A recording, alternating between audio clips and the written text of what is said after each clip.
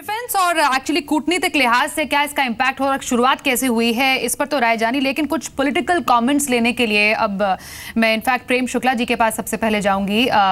Prem ji, US के साथ relations अच्छे बन रहे हैं, पैक्ट्स हो रहे हैं, अग्रीमेंट्स हो रहे हैं, लेकिन चीन और पाकिस्तान बार बार नाराज हो रहे हैं। पड़ोसियों को कैसे खुश करेंगे? देखिए, पड़ोसियों की समस्या रही है कि हम संयुक्त राष्ट्र में जिस मुद्दे को लेकर जो है प्रलंबित होने की बात पाकिस्तान करता रहा है, उस गिलगिट बाल्टिस्तान में वो बलूचिस्तान से लेकर चीन तक एक ग्वादर पोर्ट से एक जो है वो एक रास्ता बना रहा है। जो विवादास्पद क्षेत्र है, पहले उसको 60s में ट्रांसफर ले लिया, अब आज उस पर वो विकास का कार्य कर रहा है। बलूचिस्तान का विरोध है, गिलगिट बाल्टिस्तान में विरोध है, संयुक्त राष्ट्र में विवादास्पद स्थिति है, ये स्वयं पाकिस्तान क्लेम करता है, फिर भी ये ट्रांसफर कर दिया जाता है। वो उसको परमाणु टेक्नोलॉजी ट्रांसफर करता है, उसको मिसाइल टेक्नोलॉजी ट्रांसफर करता है। और इतना ही नहीं, जो आतंकवाद के मुद्दे पर यूनाइटेड नेशंस में अपने वीटो पावर को यूज करके वो पाकिस्तान को बचाने का प्रयास करता है, हमको चारों तरफ से घेरने का प्रयास करता है। और 1962 में जब चीन ने भारत पर हमला किया था, उस समय भी अमेरिका ही भारत के काम आया था। उस समय कम्युनिस्ट राष्ट्र होने के नाते सोवियत संघ ने चीन के खिलाफ किसी तरह की जो है युद्ध में मदद करने में अपनी तरफ से संकोच व्यक्त किया।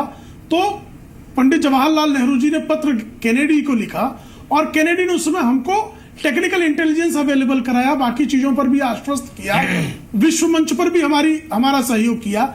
आज जब पाकिस्तान और चीन एक टीम बन गए हैं, तो अटल जी के युग से जो प्रारंभ हुआ था कि हमको जो है वो डेटरेंट फोर्स क्रिएट करने के लिए एक बड़े हमको जो है साझीदार के साथ साझा एक व्यवहार बनाने की आवश्यकता है। उसमें डॉक्टर मनमोहन सिंह के कार्यकाल में, जैसा एक्सपर्ट्स ने कहा, हिचक और झिझक का भाव था। उस हिचक और झिझक के भाव से हम मुक्त हुए और इसके मुक्त होने का लाभ हमको ये मिलेगा कि जब हमारे साथ एक बड़ी सामरिक शक्ति खड़ी होगी, एक बड़ी राजनयिक शक्ति खड़ी होगी, तो हम जिस बलूचिस्तान को पाकिस्तान कब्जा किए पड़ा है, जो चीन ग्वादर से लेकर चीन तक जो है, यहां तक कि पनडुब्बियां ले जाने की बात की जा रही है, श्रीलंका में पनडुब्बियां तैनात की जाने की बात की गई, बांग्लादेश में म्यांमार को डिस्टर्ब करके रखा गया।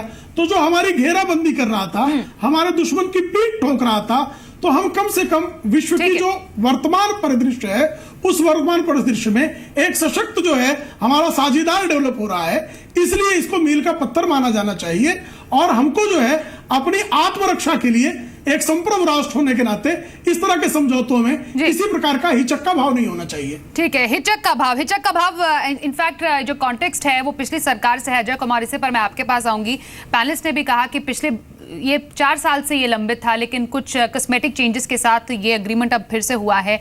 आखिरकार किस हिचक और झिझक की जो बात हो रही है, क्योंकि मोदी सरकार जो कर रही है वो रिलेशनशिप के लिए तो अच्छा काम कर रही है दो देशों के बीच में, लेकिन उस हिचक और झिझक की बात करें, वो पिछली सरकार में इस एग्रीमेंट के दौरान जरूर थी। देखिए स्वाति जी, जब हम प्रेम शुक्ला जी को सुन रहे थे तो हम आश्चर्य हो गए कि जिस तरह से जो पर्रिकर साहब नहीं बोलना चाह रहे थे, उनके भारतीय जनता पार्टी के प्रवक्ता ने स्पष्ट रूप से कह दिया। उन्होंने ये कह दिया कि हम अमेरिका को जो एक बड़े शक्ति मानते हैं, अमेरिका के पिट्ठू बनना चाहते हैं, अमेरिका से सहायता लेना चाहते हैं। जो बातें पर्रिकर साहब और मोदी जी कोशिश कर रहे हैं कि देश के लोग को, जनता को ये समझाने के लिए कि ये सिर्फ एक प्रचालन तंत्र का एक समझौता है, किसी तरह से जो है हमारी सैनिक छावनी जो है एक दूसरे देश में इस्तेमाल नहीं होगी, हम उनके साथ जो हम अपने पुराने कूटनीति पर कायम रहेंगे, युद्ध नीति पर कायम रखेंगे, सब चीज का ठीक उल्टा जो है। तो ये दो स्वर में बोलने वाली मोदी सरकार, पहले तो भारत हर वक्त सामरिक विषय पर निष्पक्ष रहा है, और अगर हम इतने ढिंडोरा पीट रहे हैं तो आप बताइएगा कि हमने समझौता बर्मा के साथ किया है, मालदीव के साथ किया है, श्रीलंका के साथ किया, जो हमारे दोस्ताना संबंध है, उन देश से तो कोई संबंध नहीं किया है। हम जैसे रूस जैसे देश जो हर वक्त हमारे साथ रहा है, और दुनिया में जो देश जो हम लोग को, भारत को समर्थन दिया है, अब हम लोग को किस तरह से देखेंगे, और हम लोग को पूरी दुनिया देखेंगे जैसे कि हम अमेरिका के एक पिट्ठू बन गए हैं। दूसरा चिंता की विषय क्या है कि मोदी सरकार हर चीज में कहती है कि ये समझौता हुई है। आप बताइए स्वाति जी, ये मामला कितने वक्त जो है विशेषज्ञ अभी बोल रहे थे कि ये समझौता अच्छे, किसी ने ये समझौता को जो सार्वजनिक हुई है क्या, किसी ने समझौता देखा है क्या? सब लोग अपने अपने टिप्पणी दे रहे हैं। नहीं, एक मिनट, तो दूसरी बात, जैसे नागा अकॉर्ड पर पूरा देश को जो है संसद के सत्र से पहले जो पूरा टीवी चैनल को बता करके उसमें जो अभी तक जो है पूरी तरह से रहस्यमय तरीके से सब चीज छिपी हुई है। हमारा ये कहना है कि सामरिक विषय में अमेरिका को जिस तरह से और बाकी जो एक समझौता, आप ये मानेंगे अजय शुक्ला, मानेंगे कि नहीं मानेंगे कि पहले से रिश्ते बेहतर हुए हैं? हाँ या ना में जवाब दीजिए। अगर आपके पड़ोसी नाराज है, पूरा हो जाए जवाब तो कृपया प्रत्युत्तर का अवसर दें। एक मिनट प्रेम शुक्ला जी हमसे पूछे, प्रेम शुक्ला जी दिक्कत ठीक है अजय कुमार, ठीक है आपसे पूछे, 2 मिनट शांत रहिए, हम जवाब दे देते हैं। हाँ, हमारा ये कहना है कि अमेरिका से समझौता करके संबंध ठीक करने की क्योंकि देश की जो सामरिक, अरे भाई साहब सुन लीजिए प्रेम शुक्ला जी, सामरिक विषय में भारत ने हर वक्त निष्पक्ष तरीके से अपनी जो है कूटनीति और युद्ध नीति तैयार किया है। अब जो ये भारत का पहली बार ये ऐसा स्थिति हुई है और हम लोग कह रहे हैं कि बहुत अच्छा हुआ है। इसकी जो अगर आप समझौता पूरी तरह से देखेंगे, और दूसरी प्रश्न चिन्ह उठता है कि आपने तो पड़ोसी देश से सबसे संबंध कराने का जो सभी पड़ोसी देश से जो संबंध खराब हो रहे हैं उस पर कोई चर्चा नहीं हो रही। और आखिरी में जब भारतीय जनता पार्टी का प्रवक्ता बोलते हैं कि अमेरिका के साथ रहेंगे, पर्रिकर साहब अमेरिका में और मोदी जी इंडिया में कोशिश करेंगे, ऐसी बात नहीं है। सिर्फ ये समझौता एक दूसरे को जो है संयुक्त प्रशिक्षण के मामले में, ये उनकी सरकार पूरी तरह से उल्टा कह रही है और उनके प्रवक्ता, पार्टी के प्रवक्ता कुछ और बोल रहे हैं। ठीक है प्रेम शुक्ला जी।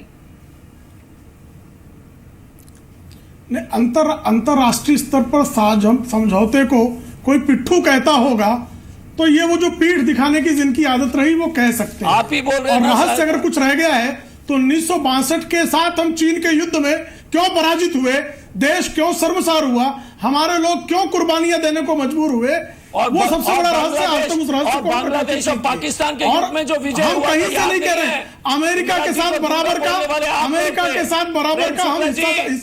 पाकिस्तान को मुंह तोड़ जवाब देना तो हम ही ने किया था, उसको इंदिरा जी को समर्थन इसलिए मिला ना क्योंकि उन्होंने पड़ोसी देश से संबंधों के लिए अपनी बलि नहीं दी, इतिहास क्योंकि सोनिया गांधी की तरह वो कायर नहीं थी, क्योंकि राहुल गांधी की तरह मूर्ख नहीं थी।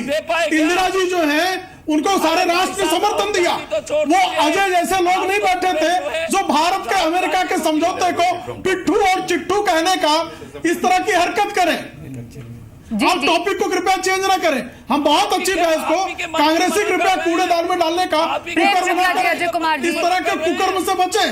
कांग्रेस ने इस देश को 70 वर्षों तक कुकर्म की स्थिति में रखा, उसे कृपा करके कुकर्म से बचाए।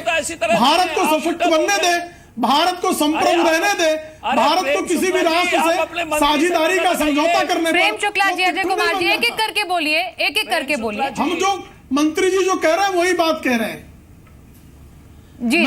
देखिए आपने मौका तो मुझे दिया था, अब बीच में चीख कौन रहा है और कांग्रेस इस तरह से चीख। अजय कुमार जी, प्रेम शुक्ला जी हमारे साथ बाकी पैनलिस्ट एक्सपर्ट्स भी हैं। एक एक प्रेम शुक्ला जी एक एक करके बोलिए। अजय जी आप उनको समय दीजिए, फिर आपकी भी बात। झिझक मुक्त होने के बाद देखिए हिचक और झिझक मुक्त होने पर भी लोग चीख चिल्ला क्यों रहे हैं, ये एक बड़ा प्रश्न है। बाकी लोग को बोलने दीजिएगा कि आप मनोहर पर्रिकर जी लॉजिस्टिक्स की बात कर रहे हैं, मैं उसी लॉजिस्टिक्स का समर्थन कर रहा हूं, तो आप चीख क्यों रहे हैं? देखिए ये आपका जो विलाप है ना, ये हमारा जो अनावश्यक विलाप है अपने आप को। देखिए सारा शिष्टाचार। जी प्रेम शुक्ला जी आपने सवाल पूछा, अजय जी किसे जवाब देने में बाकी पैनलिस्ट के पास। ठीक है प्रेम शुक्ला जी, कि हमने काग स्वर में वार्ता शुरू कर दी है, हम कौवों की तरह चीखे, ये ठीक नहीं लगता है। ठीक है प्रेम शुक्ला जी, कौवापन से बात। जी प्रेम शुक्ला जी। अजय जी अपना जवाब जल्दी दीजिए, फिर बाकी पैनलिस्ट के पास भी जाना है मुझे। हमारा ये कहना है कि क्या भारत अपनी सुरक्षा के लिए सक्षम नहीं है क्या?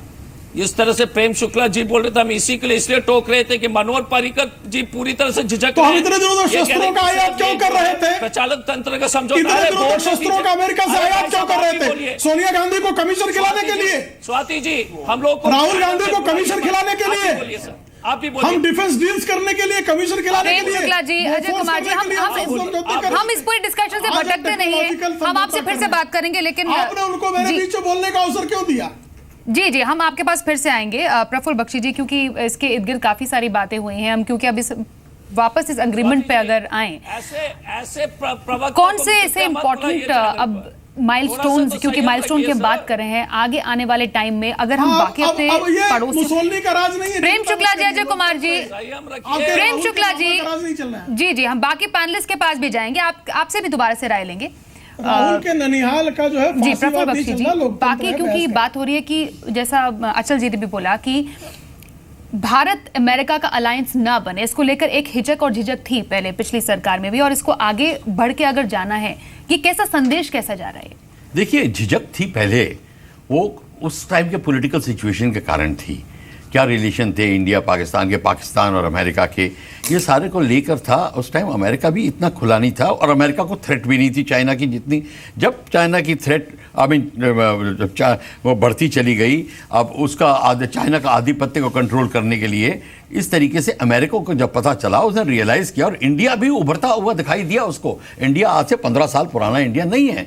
तो इस चीज़ को मद्देनज़र रखते हुए अब जो अमेरिका ने स्टेप उठाया है, इसको बिल्कुल ही वो अब वो सॉलिड फॉर्म देना चाहेगा। पर बात सारी ये है, हमारे को ये देखना पड़ेगा कि क्या हम जो कि भारत के हित में चीज़ है उसको हम इसको कंपैटिबल कर सकते हैं इस सारी चीज़ के साथ में। मेक इन इंडिया के तहत हमारे जो डिफेंस डील्स हो रही हैं, हम जो उनका इंडस्ट्रीज़ यहाँ बनाने की कोशिश कर रहे हैं, ये बड़ी अच्छी बात होगी अगर उनके M1 एब्राहम टैंक्स यहाँ पे आएंगे और F-16 आएंगे। अगर वो यहाँ पे फैक्ट्री खोलना चाहते हैं, हमारे एंसिलरी यूनिट्स को मदद मिलेगी, हमारे यूथ को मदद मिलेगी, हमारे को टेक्नोलॉजी मिलेगी। ये सारी चीज़ें अगर हम वर्कआउट कर सकते हैं तब तो बात है। सिर्फ ये देखिए, आज से 1963 में भी अमेरिका और ऑस्ट्रेलिया आए थे, 5-4 महीने की एक्सरसाइज करके चले गए थे और वैसे भी आने की कोशिश करते रहे। उनको कलाईकोंडा में उस बेस मिला और अभी तक उनका वहाँ पे निशान बने हुए हैं। क्या हम वो चीज़ करना चाहते हैं या उससे आगे बढ़ना चाहते हैं? देखिए, हमें उससे आगे बढ़ना है और अगर उससे आगे बढ़ना है तो हमको सारी जो अपने देश के हित की चीज़ें, खासकर मेक इन इंडिया के तहत बात है, डिफेंस डील इंडस्ट्री को बढ़ाने की बात है, इंडिजनाइजेशन प्रोग्राम्स की बात है, वो इस तरीके से कॉम्पैटिबल हो कि इससे फ़ायदा हो। अगर उसका इससे फ़ायदा नहीं हो रहा और सिर्फ वो यहाँ पे आ रहे हैं, तो हमारे को कोई ऐसी थ्रेट नहीं है कि हमारे को चाइना ओवररन कर जाएगा तो हमारे को अमेरिका की ज़रूरत है। ये बात नहीं है। बात सारी है, हमारे भी इंटरेस्ट बढ़ रहे हैं साउथ एशिया के अंदर। हमारे सब जो इकोनॉमिक जोन्स बन रहे हैं, जो कमर्शियल शिपिंग चल रही हैं, उसमें भी भारत के हित की बात है। पर्शिया से सामान आ रहा है, चाइना सारा अपना फ़ायदा उठाने की कोशिश कर रहा था। और जैसे कि ये स्ट्रिंग ऑफ पर्ल्स की बात आ रही थी, उसको निगेट करके बड़ी अच्छी बात होएगी कि अगर हम उसको निगेट कर लें। और हमारी जो फॉरेन पॉलिसी में भी थोड़ी तब्दीलियां लानी पड़ेंगी। नेपाल, भूटान के साथ में जो वो थ्रेट हम हिंदुस्तान से फील करते थे, उसको भी हमें रेक्टिफाई करना पड़ेगा। सिर्फ एक लाइन नहीं होनी पड़ेगी, क्योंकि अगर अमेरिका इस तरीके से आ जाएगा, बाकी कंट्रीज थ्रेटन फील ना करें, इसको भी ये देखना पड़ेगा हमें। एब्सोल्युटली, क्योंकि बाकी कंट्रीज थ्रेटन फील ना करें। इनफैक्ट कमर आगा, इस पर मैं आपसे कमेंट लेना चाहूंगी। पाकिस्तान चाइना का कैसे रिलेशन है ये पता है, क्योंकि अगर रिलेशंस की बात करें, शायद प्रधानमंत्री मोदी ने कोई भी ऐसा नेबरिंग कंट्री नहीं छोड़ी है जहां पर वो गए हो, या वहां के जो प्रेसिडेंट है यहां पर आए हो। वो हमें तस्वीर भी याद है जब जिनपिंग आए थे यहां पर और झूले पे बैठी हुई एक तस्वीर भी सबके सामने थी। तब एक अलग ही तस्वीर पेश की जा रही थी डेफिनेटली इंडिया और चाइना के रिलेशनशिप को लेकर। लेकिन जब यहां पर ऐसी बातें, इनसिक्योरिटीज की बात आती है, झिझक की बात आती है, तो आखिरकार रिलेशंस यहाँ पर कितने कॉम्प्लिकेटेड हो जाते हैं जब इंडो यूएस के बीच में ऐसे अग्रीमेंट होता है? देखिए, पहली बात तो ये कि भारत की हमेशा से ये नीति रही है कि अपने नेशनल इंटरेस्ट में वो काम करे। फॉरेन पॉलिसी जितनी भी बनती है वो ये देख के बनाई जाती है कि भारत को खुद कितना हित होगा इन रिलेशन से, नंबर 1। दूसरी चीज़ ये रहती है कि भारत की कोशिश रहती है कि अब उसकी जो फॉरेन पॉलिसी है उसमें उसकी ऑटोनॉमी मेंटेन रहे, यानी स्वायत्तता कहते हैं, क्या कहते हैं, उस मेंटेन रहे, ताकि कोई वो इंडिपेंडेंट फॉरेन पॉलिसी और डिपेंडेंसी नहीं होनी चाहिए। खुद मुख्तारी जिसे हम लोग कहते हैं, दोनों चीज़ को ध्यान रख के भारत अपनी फॉरेन पॉलिसी बनाते हैं। तो इस पैक्ट में भी यही देखा गया था। ये पिछले 4-5 साल से मसले चल रहे थे, बातें आगे भी बढ़ी, कांग्रेस पीरियड में भी काफ़ी आगे बढ़ा।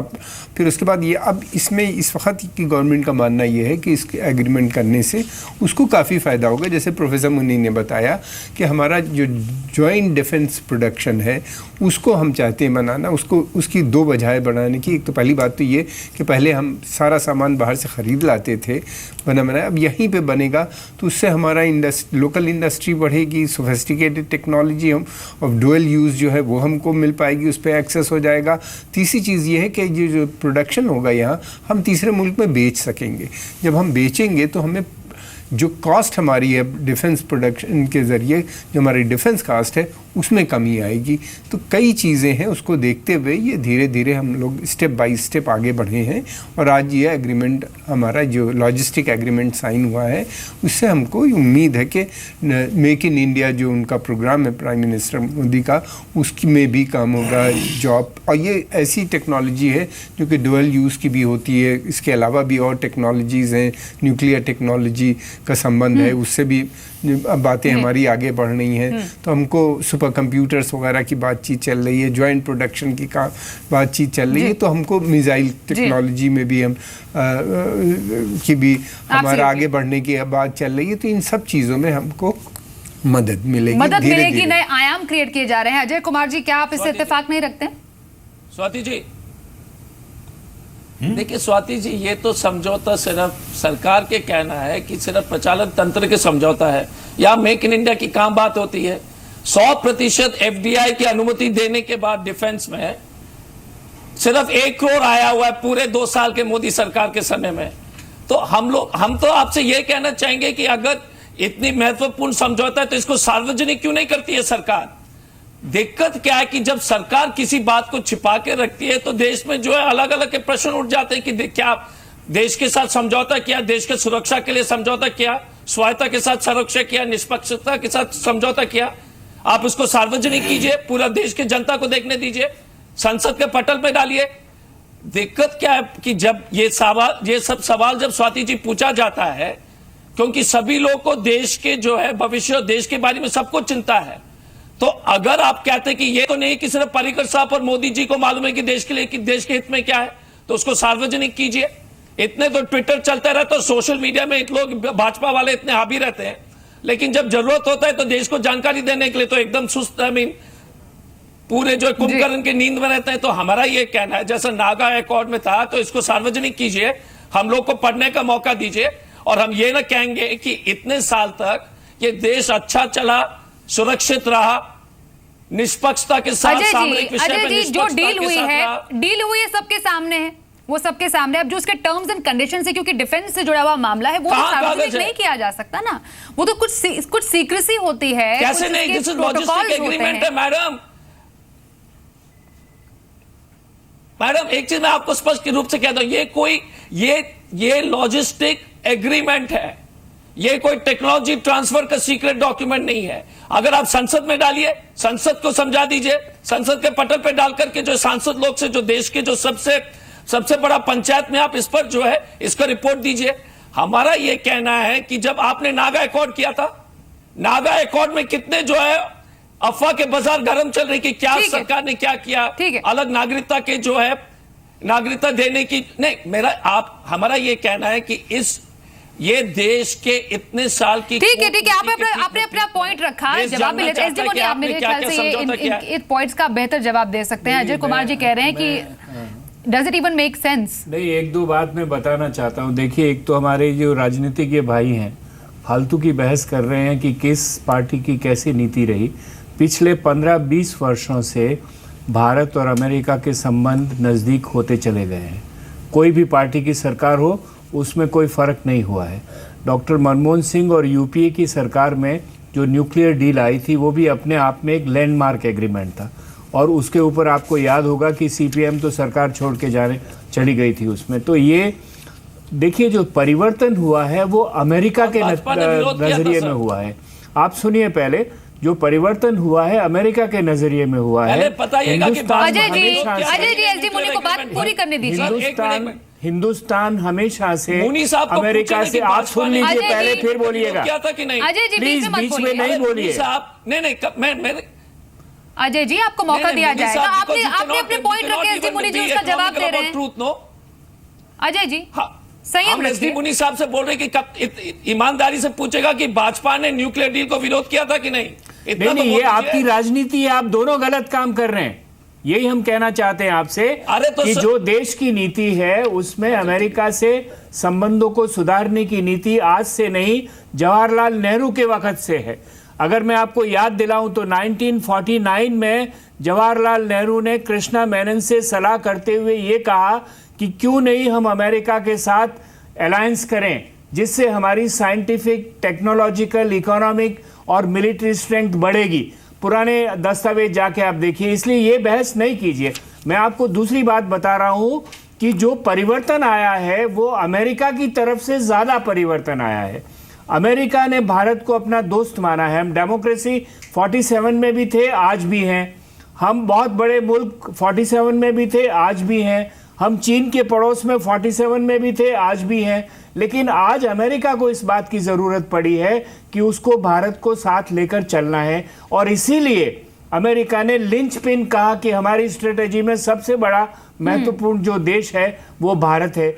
आप पिछले 5 वर्षों से ये सब एग्रीमेंट करने के लिए अमेरिका हम पे ज्यादा दबाव डाल रहा है। जैसा मैंने कहा, हम लोग झिझक कर रहे हैं। और माफ कीजिए, अभी देखिए ट्रायोलॉजी ऑफ एग्रीमेंट्स होनी थी।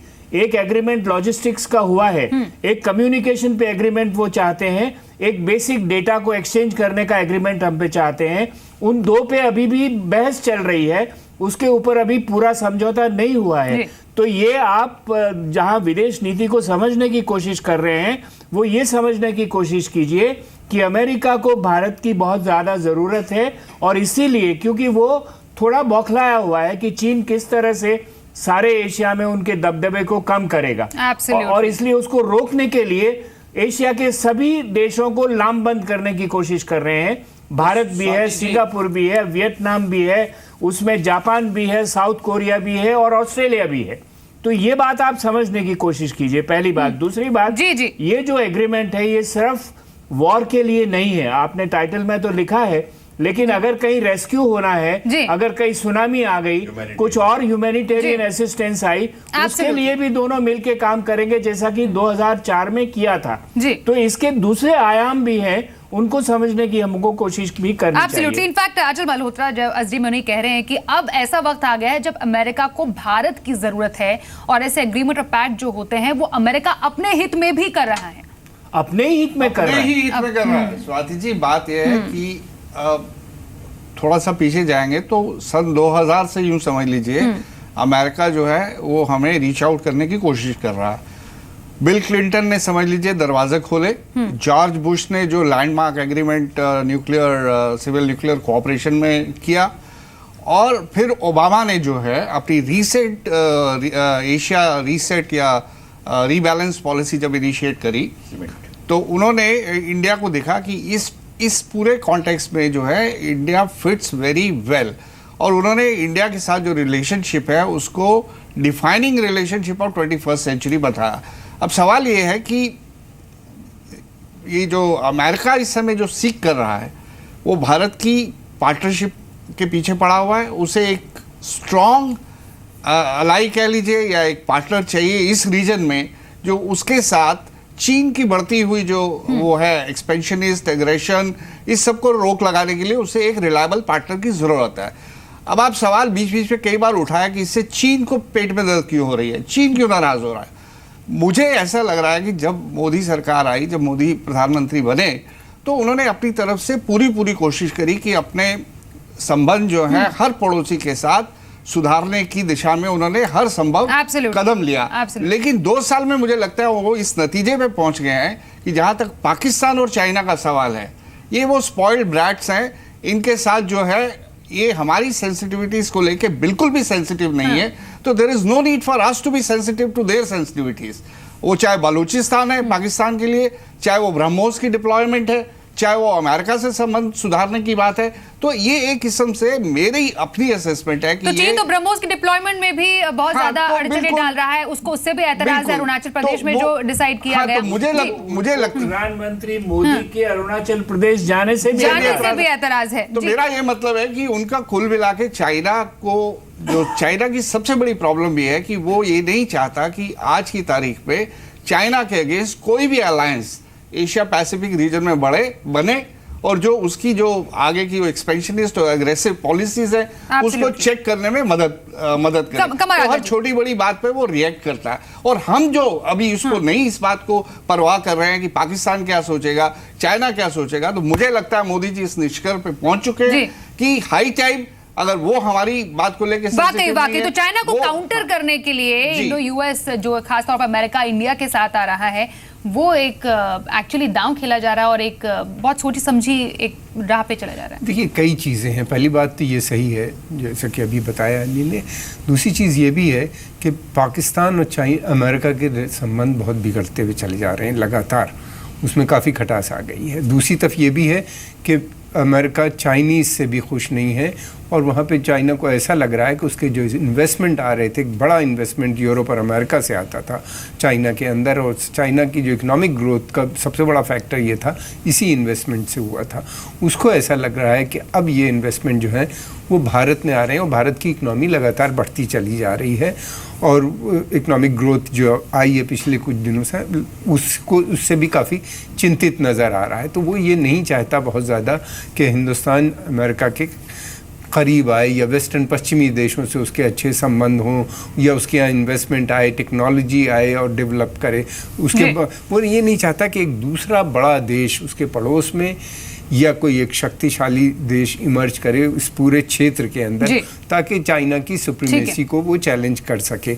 ये सब चीज़ें हैं जो बहुत इम्पॉर्टेंट हैं। और दूसरी बात ये भी है कि जो जिस तरीके से भारत ने अपने संबंध पश्चिमी देशों से बढ़ाए, ख़ासतौर से यूनाइटेड स्टेट्स को अब इग्नोर नहीं किया जा सकता। उसकी वजह यह है कि ये यूनिपोलर वर्ल्ड है और जो हमें जिस तरह की ज़रूरतें हैं भारत के हित में है, जिस तरह की हमें टेक्नोलॉजी चाहिए वो पश्चिम ही से अवेलेबल है। तो हमको उस तरफ हमको देखना होता है।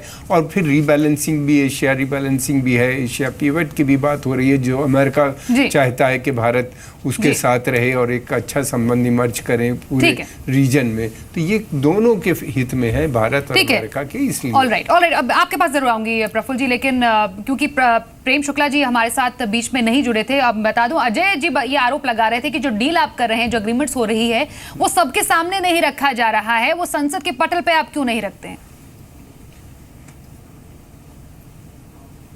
नहीं, सारे एग्रीमेंट आज ही संसद के पटल पर रख देना चाहिए। और इतना ही नहीं, इनकी तो ये भी इच्छा होगी कि तत्काल ISI को भेज दिया जाए ताकि पाकिस्तान काउंटर सोचे और बीजिंग को भेज दिया जाए।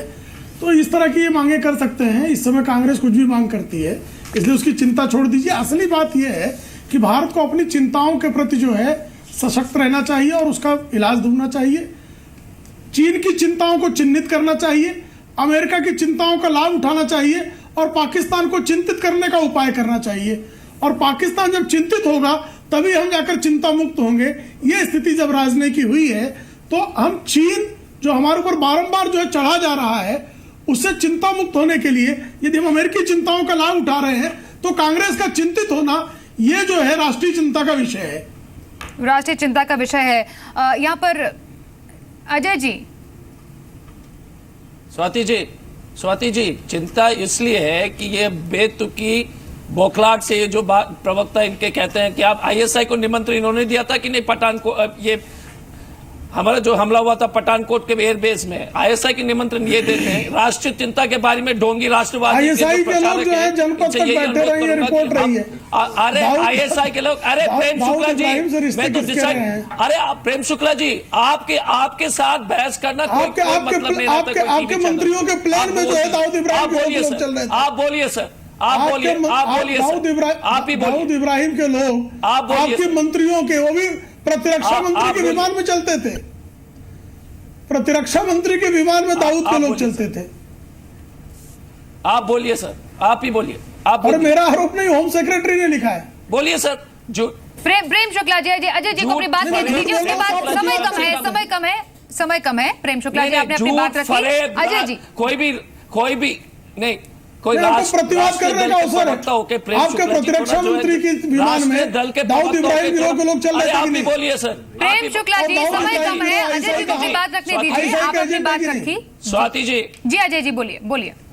स्वाति जी, प्रेम शुक्ला जी एक राष्ट्रीय पार्टी के प्रवक्ता के नाते मैं तो ताजुब हो जाता हूं कि इनकी जो भाषा और इनकी जो जिस तरह से ये टीवी चैनल में पेश आते हैं, इनकी पार्टी की कल्चर संस्कृति का एक नमूना दिखा रहे हैं। हमारा ये कहना है कि सभी राष्ट्र, अरे पहले बोलने दीजिए, या आप ही बोलेंगे यार? 2 सेकंड शांत रहिए, बर्दाश्त करते प्रेम शुक्ला जी, आपको जो है किसी तरह के जो 2 सेकंड रुक जाइए, नहीं, आपको जवाब हम आपको बढ़िया से देंगे, चिंता मत कीजिए सर। कांग्रेस को बर्दाश्त करने के कारण ही हम लोग अरे आपको तो 2 साल बर्दाश्त करते करते हम लोग हो गए, अच्छे दिन तो आए नहीं है, अच्छे दिन तो आए नहीं है, समय बहुत कम है। अजय जी अपनी बात रखिए। अच्छे दिन तो आए नहीं है। अच्छा, सत्ता की कमी करना परेशान। जी अपनी बात पूरी कीजिए जल्दी कहा से। नहीं जा रहा सत्ता के बिना।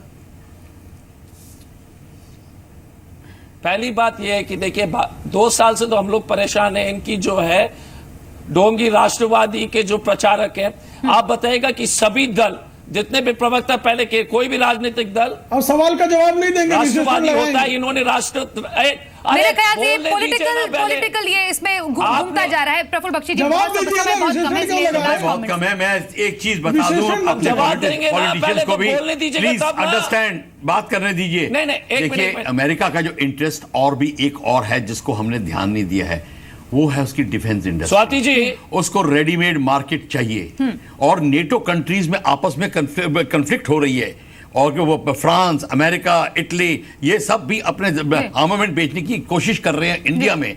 यहाँ पे अमेरिका को एक रेडीमेड मार्केट मिल रही है, और उसके अगर लोकल सिचुएशन को मर्ज करके वो अगर वो उसमें अमेलगमेट करके अपनी बात को प्रूव कर सकता है, तो अमेरिका जो है डेफिनेटली बड़ा माइलेज गेन करेगा। Security of the region, India के साथ relation and defence industry. Alright, सिर्फ 10 सेकंड अजय जी, आपके पास हमारे लास्ट कमेंट्स के लिए 10 सेकंड है आपके पास। स्वाति जी, पहली बात यह है कि भारतीय जनता पार्टी को सीख लेनी पड़ेगी कि जब भी कोई विपक्ष का दल इनको बताते हैं तो देश की सुरक्षा के बारे में चिंता करके बोल रहे हैं। हमारा यह कहना है कि जो समझौता हुआ है देश के लिए सुनिश्चित करना चाहिए कि देश के हित में हुआ है। जिस तरह से बोल रहे हैं कि अमेरिका के सहायता लेंगे, ये पूरी इतने सालों से जो चल रही जो कूटनीति और युद्ध नीति के ठीक खिलाफ है। दूसरी बात है, यदि देश अपने में सक्षम है, अमेरिका आप तो कहेंगे विपक्षी पार्टी, आप तो कहेंगे तमाम जो कोई आवश्यकता नहीं है। आपकी सरकार ने भी पहल की थी रिश्ते सुधारने की। अब जो पहल हो रही है, सभी जो हमारे एक्सपर्ट्स मौजूद यहाँ पर है वो कह रहे हैं कि ये एक अच्छी पहल है जरूर दोनों देशों के बीच में रिश्ते सुधारने की, और इसका इम्पैक्ट क्या होगा लगातार हम उसको डेफिनेटली फॉलो करते रहेंगे। बहुत शुक्रिया तमाम गेस्ट हमारे साथ आज की इस बिग स्टोरी बिग डिबेट में जुड़ने के लिए।